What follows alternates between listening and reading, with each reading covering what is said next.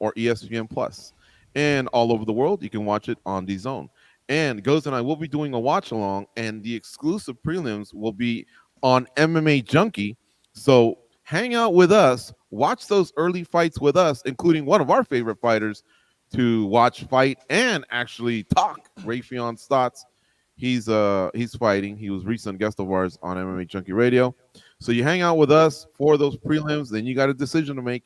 You get that pay-per-view, which I think you should because it's got some great fights. We're going to talk about them right now. You can enjoy them, and if not, you can stay with us. We'll be your eyes and ears. So I go to the panel now. uh do you feel the buzz for this event? Because arguably, baddest man on the planet, baddest woman on the planet, PFL may actually house those fighters. Danny, your thoughts? Not yet, but I've noticed that's a bit of a trend now in just this era. Like it's really hard to get excited for something that's like just really far out. I feel like we get excited once it's really here, and this is fight week, right? Today's the official day of fight week. So I think along the next few days, I think I'll start feeling the buzz a bit more. But for now, it doesn't feel as big as it should be. But I know with some of the promos that I've seen, the quality of the promotion has been great. So I expect that to ramp up over the next few days. So so far, not so much, but I'm not too worried about it. Matt Wells, someone is going to be removed from consciousness in that main event, possibly even the co-main event. Man, them chicks are badass as Mhm. well. How about you? Are you feeling it? Are you amped up for this event? This is PFL's arguably biggest event maybe ever, and that includes all those title fights that they've had over the years. Yeah, it's a big event. I'm not sure if the buzz is quite there yet, like Danny said, simply because the MMA schedule is so hectic these days. But man, I think once we, hit Friday, once the weigh-ins are here, maybe around press conference or whatever, weigh-ins for sure. I think people will start getting a little bit more excited because the return of Francis Ngannou to MMA is a big thing. The return of Cris Cyborg to MMA is a big thing. And man, those are two fantastic matchups that they have. And I mean, even if you're just tuning in for just those two fights, those are you can it's you can't really make better matchups these days, especially outside of the UFC. So I am personally super excited for this card and for some of the other matchups on the undercard as well. But it like I said, it's hard to make matchups better than this outside of the UFC these days in MMA. Calhoun in the chat says this pay-per-view is going to bomb big time. Chris Goes Wild says, hell yeah, lineal MMA heavyweight title fight. Mm-hmm. Joseph Boza said, PFL is grasping at straws. I haven't seen no promotion on ESPN for this card. Scott Christian says, this is a great card. If these people were in the UFC, it would sell. And Chris Goes Wild says, I will absolutely watch Francis Ngannou fight. Goes, that's pretty split there in our chat. How about you? I mean, I know you're calling the fights with me, or we're doing the watch along, but are you amped up? Are you feeling it? Did PFL earn your $44? They did. Part of it is that price line, right? It's just way cheaper than some of the other things we've had to pay for. I'm totally down with it. But I mean, when you ask yourself, like Francis Ngannou, Chris Cyborg, when do they ever give you a stinker? Like, I mean, Francis has had maybe one bad fight, but overall, that is just carnage, dude. I totally love that. And there are some fights on the undercard that are kind of getting passed over. So overall, I'm down totally. I totally. How do you not want to watch who people consider is the baddest man on the planet in Francis Ngannou? I'm down. Man, there's some haters in the chat. West Coast says nothing exciting about PFL. Didn't we just have UFC 301 in Rio de Janeiro with Pantoja versus Urseg at the top? No disrespect to those guys, right? I paid But you 70 cannot bucks for not that. be. 80 What's that? bucks for that. Yeah, right, exactly.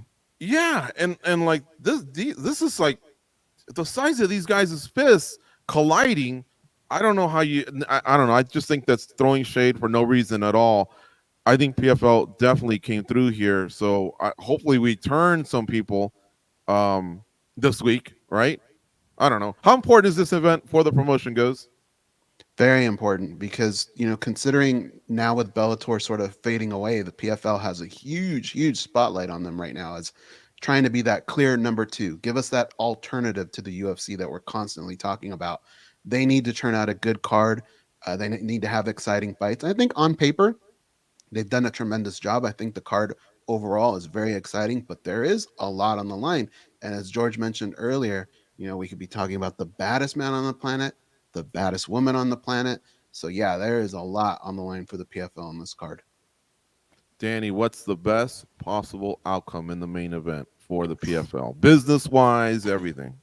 They're in such a tricky spot because if Renan Ferreira goes out there and just gets stretched, which totally could happen, it's like I'm not saying it signals like a different tier between like the UFC fighters and the PFL level, because we've seen some PFL fighters defeat UFC guys that have come over, but still, it does kind of, I don't know, it does kind of put down a little bit of the PFL original product. Francis Ngannou is not an original PFL product. But at the same time, if he wins, like Francis Ngannou is a big star. People know him. I mean, we see here on the chat Don Vito saying that he's never watched PFL, but this weekend he will just because of Ngannou. So having him win, plus he's got connections with the boxing world, which he's talked about often. Yeah, I think that'll be big. I think the best outcome is probably a competitive fight to kind of bring up Ferreira, but then in the end have Ngannou win so he maintains that status. And we could be talking about after Saturday, who is the best heavyweight on the planet? Does PFL or the UFC have the baddest man on the planet? I think that'll be very interesting conversation. So probably Ngannou winning, but in a way that makes Ferreira look good at the same time. Chris Goes Wild's also saying AJ McKee is on the card. Yep, I like that guy as well. Plato. What's that? A portly philosopher? He is saying, he's saying I'd watch Francis anywhere. Me too. Don't worry about it. I'm portly as well. Matt, is he still the most terrifying human on the planet? Is he the baddest man on the planet going into this fight? He hasn't fought in 2.5 years in MMA. Francis, yeah, absolutely is. I mean, you have to think, like, especially for the PFL side of things, right, that they want him to win here so they can have that feather in the cap. Like, hey, we have the baddest man on the planet. And he has been the baddest man on the planet, you know. That way you can keep that talk going, you know, in interviews. If you're a Don Davis, you can get on the mic and still say things about John Jones in the UFC and, you know, ducking a cross-promotional fight and all that kind of stuff. All that stuff goes away if Francis loses. So you need him to win here. You need him to look good here. Coming in, I will agree that he is still the baddest man because he never lost in the octagon or never lost that title, so to speak, in the cage. He lost in the boxing ring, a completely different sport. Even then, he still went over and put Tyson Fury on his ass and arguably could have won that fight, should have won that fight. You know, obviously we know what happened in the Anthony Joshua fight, but unless if you're just being super cynical and you're taking away some of his shine for what happened in those boxing fights, that's something I think you can argue. But as far as MMA goes, he's still the guy, in the heavyweight division. It's kind of how I feel as well. And if he wins, I think no matter what happens between Miocic and Jones, he's the guy where if they go in the room and only one guy comes out, I still think it's Ngannou, man. But we'll see. And let's give Ferreira an honest shot at winning because he's won the 2023 season. He defeated the Bellator champ quickly, too, in Ryan Bader. And now if he were to beat the last lineal champ of the UFC or whatever it's called, then that's a lot of feathers in that big man's cap, you know. So we got to give him his respect there. But I'm really, really pumped up for this main event. It's Monday, and I'm already pumped. I wish the fight was happening tonight. Prediction time. Danny, which way are you leaning? I'm going to go Ngannou, but don't sleep on Ferreira. I haven't seen the odds yet, but if they're very lopsided and they're giving Ngannou a lot of praise because of his UFC run, you know, maybe going with Ferreira betting-wise is not a bad idea, but going with Ngannou in this one. Goes? I feel like there's a lot on Francis Ngannou's plate right now. You know, coming back to this sport at this high level, the timing, the training is all different. Not to mention some of the personal issues that he's had to endure. It's a lot to get through. I think he gets it done, but I don't think it's going to be easy. I found the odds, guys. Ngannou's in the minus 325 to 350 range. Ferreira comes back up around plus 260-ish. Matt Wells, which way you leaning? I'm going with Ngannou, man. Going with Ngannou until I see that man lose and get put out in the cage. Yeah, it's hard to bet against him, man. It's hard to bet against him.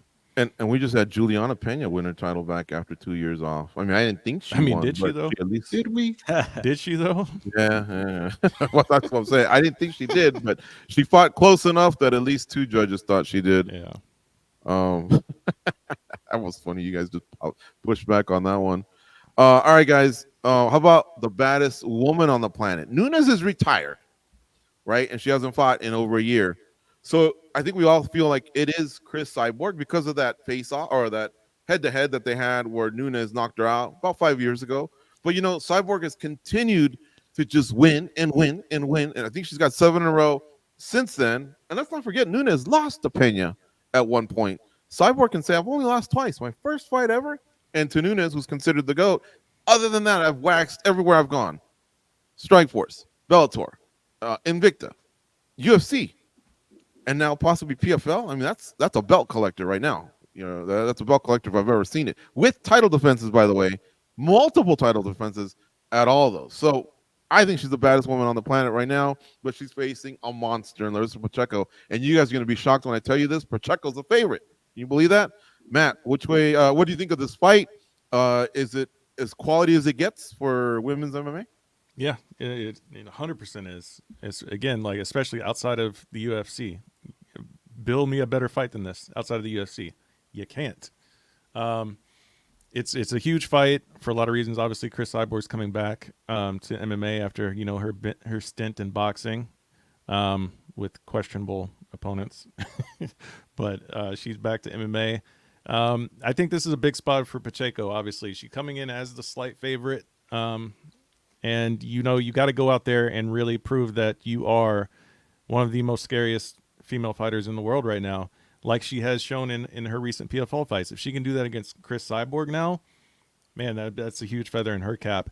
And not only in her cap, but kind of like as I was saying a minute ago about Ngannou having something for PFL to throw back at the UFC, they could do that with Pacheco here and with the Kayla Harrison thing, like they've already kind of done.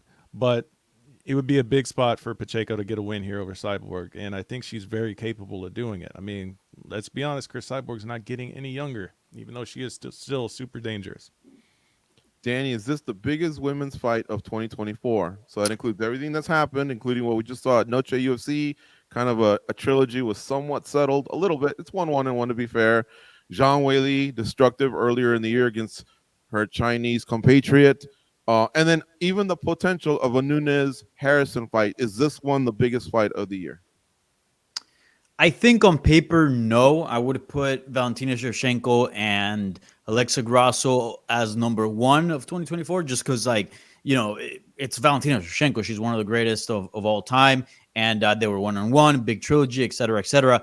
Cyborg and Pacheco don't really have much history, but we already know how the Valentina Shevchenko and Grasso fight shaked out, which was a fairly boring fight. I don't expect this to be boring.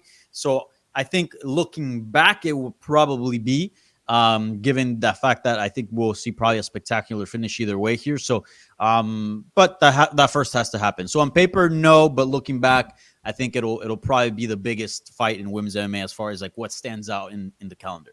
Goes, you agree? I'm on the fence on this one. I do feel like Cyborg Pacheco is the biggest fight that could be put together right now. So yeah, I think a lot of I agree with Danny. I think maybe the fact that it was Noche and it was in a sphere maybe helped out a little bit too. But I do feel like this is the biggest one right here. I think so too, and just by a whisker, not by much. I don't think it's enough to argue over it or anything like that because I was pumped up about the other one happening on Mexican Independence Day weekend, and the historical sphere card. Where it may only be a once in a lifetime thing, and I think both ladies are exciting. But yeah, look, I can't take it out of my head that the fight was kind of a dud. So and Shevchenko was she fought awesome that night. I think Grasso just was deer in the headlights or something. I don't know what happened there. All right. How about this whole thing with Kayla Harrison not being there? Kind of almost missing, like the timing, right? Missing out. I mean, is she or isn't she? I don't know, because she's got a huge platform now with the UFC. She's being a former champion in Holly Holm, a respected top 5, top 10 fighter in Ketlin Vera, right? And now she's probably looking at a title fight and maybe even drawing in former teammate and possible now future rival Amanda Nunes. But big stuff's happening at the PFL in Riyadh, Saudi Arabia. against these two ladies who one of them she has history with, by the way. She gave her only loss in Larissa Pacheco. What do you think, Danny? Is she kind of missing a missing piece here for PFL? Yeah, she kind of does, and it would have been such a huge get for PFL to keep her around, and kind of sad in a way that she didn't stick around for a little bit longer. She's doing great stuff in the UFC, and there's great matchups for her, and I dub her already as a future champion. I think she's gonna win the belt eventually over in the UFC within the next year. But um, if I had to pick one fight to make, and let's forget about if we can bring back the clock and let's pretend that the Holly Holm fight hasn't happened, the Ketlin Vieira hasn't happened. If I could make one fight, I would make Kayla Harrison versus Chris Cyborg. I mean, there's been a tons of sort of bad blood between them on social media. That fight sort of been built up. I think that's probably the biggest fight you can make for Kayla Harrison right now. And we're not going to get it now that Kayla Harrison, jumped over to the UFC, and Chris Cyborg seems to be in the last bits of her career, and probably Kayla Harrison is not going to fight for too much longer as well, given that she's up there in age too. So, yeah, a little bit bumped out. Plus, the Larissa Pacheco. Larissa has really improved a ton in the last couple of years. She has a win now over her, so I would have liked to seen maybe a little series out of that. Yeah, it would have been nice to see those three sort of fight each other and see who comes out on top at women's 145. So, yeah, a little bit of a bummer, but still, this is a fantastic fight that we're gonna get on Saturday. Matt Wells, you're my homie. Every week when it comes to the rankings, we bounce things off of each other.